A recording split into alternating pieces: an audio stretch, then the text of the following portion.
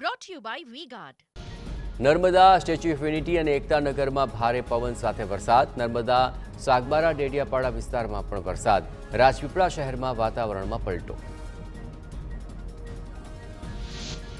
ડાંગ જિલ્લામાં પણ વરસાદી માહોલ. વેકેશનના અંતિમ રવિવારે સાપુતારા ખાતે પ્રવાસીઓએ વરસાદની મોજ માણી.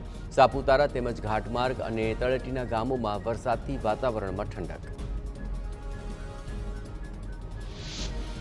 સુરતના કેટલાક વિસ્તારોમાં સતત બીજા દિવસે વરસાદ પડ્યો. ગરમી અને બફારા વચ્ચે સુરતના ઉમરપાડામાં વરસાદી ઝાપટા પડ્યા. પીનપુર, ચોખવાડા, કેવડી અને ચેવડામાં વરસાદી માહોલ. રાજ્યમાં આગામી 3 થી 4 દિવસ વરસાદી માહોલ રહેશે. મજબૂત પ્રી મોન્સૂન એક્ટિવિટીને લઈને હવામાન વિભાગની આગાહી.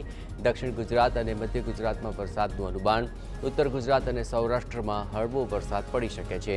કેટલાક જિલ્લાઓમાં ગાજવીજ સાથે વરસી શકે છે વરસાદ. છેલ્લા 24 કલાકમાં 9 તાલુકામાં 2 ઇંચથી વધુ વરસાદ. સૌથી વધુ છેલ્લા 24 કલાકમાં તાપીના ડોલવણમાં 3.6 ઇંચ વરસાદ.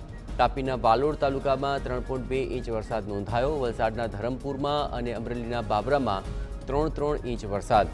છોટાઉદેપુરના કવાંટમાં 2.9 ઇંચ વરસાદ વરસ્યો. Brought to you by V-Guard.